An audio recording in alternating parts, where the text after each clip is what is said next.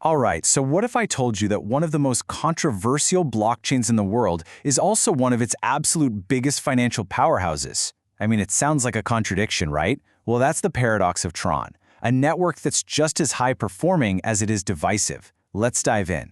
First, let's just start with a number that is, frankly, almost hard to wrap your head around.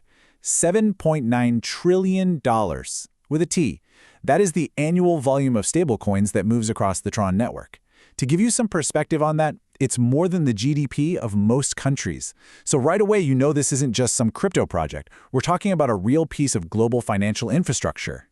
So this just begs the question, and it's really the core mystery we're going to unpack today.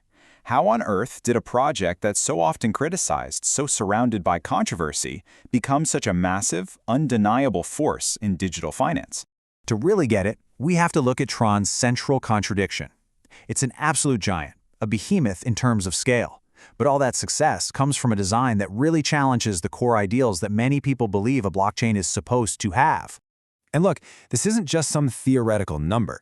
At its peak, Tron has handled nearly 9 million transfers in a single day. We're not talking about traders moving things around here. This is real, daily economic activity.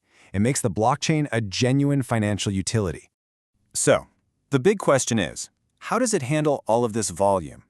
Well, the answer is in its core architecture, which was deliberately, specifically engineered for one thing above everything else, just extreme speed and efficiency. So how does Tron pull off this incredible speed? It uses a system called Delegated Proof of Stake, or DPoS for short.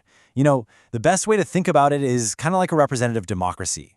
Instead of everybody trying to validate transactions all at once, which is slow, TRX holders stake their tokens to vote for a small, trusted group of validators to run the whole network for them. And this tiny, hand-picked group of 27 elected validators, they get a pretty cool name: super representatives.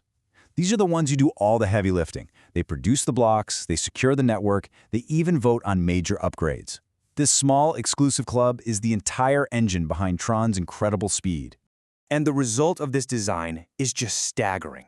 Tron can process around 2,000 transactions every second. Now, just compare that for a moment to Bitcoin, which is chugging along at 5 to 7, or Ethereum's main network at maybe 15 to 30. It's not even in the same league. This raw speed is exactly what makes it such a powerhouse for payments.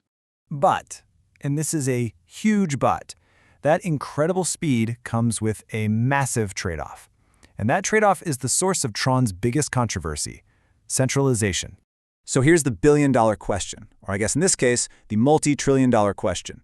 When only 27 entities are in charge of running a network this big, can you really, truly call it decentralized? This is the question that basically splits the entire crypto community right down the middle. And this whole debate really just boils down to two opposing camps. You've got the efficiency camp. They say, look, for millions of real users, what actually matters is that it's fast, it's cheap, and it just works. They see the trade-off as totally acceptable. But then you have the ideology camp, and they argue that compromising on decentralization betrays the entire purpose, the very soul of what blockchain technology is supposed to be. Both are really valid points, and Tron exists right at the fiery center of this tension. But here's the thing. Whether you agree with the design or not, you just can't argue with the results. Tron's laser focus on efficiency allowed it to capture a massive, real-world market, global stablecoins. Get this, at certain points, Tron has been responsible for moving over half, that's more than 50% of the entire global supply of USDT, which is the world's most popular stablecoin. This is so far from a niche thing, it's a completely dominant position in the growing digital dollar economy. And this isn't just about numbers on a screen. This translates into a real human impact. We're talking about families sending money back home across borders without getting crushed by fees. We're talking about freelancers in emerging markets getting paid what they're owed instantly. For these users, let's be honest, the philosophical debate about decentralization is way less important than the practical utility of a fast, cheap transaction that actually works. So, what does this all mean for us? What's the takeaway? Tron's entire journey really is a powerful case study, and not just for crypto, but for the whole future of a decentralized internet. When you lay it all out, the picture becomes incredibly clear. Tron made a very deliberate choice. Sacrifice some degree of decentralization to absolutely dominate on speed and cost. That's it. That is the fundamental trade-off that defines its place in the world.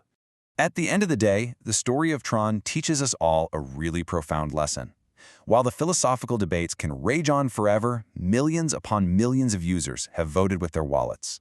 They chose the network that solved their real-world problems in the fastest, cheapest way possible. And that proves that sometimes practical utility, well, it's just an unstoppable force. And that leaves us all with a really big question. As we build this next version of the internet, what should we prioritize? The pure philosophical ideals of decentralization, or the practical, real-world usability that actually brings technology to the masses? Tron's story doesn't give us the final answer, but it definitely forces us all to ask the right question.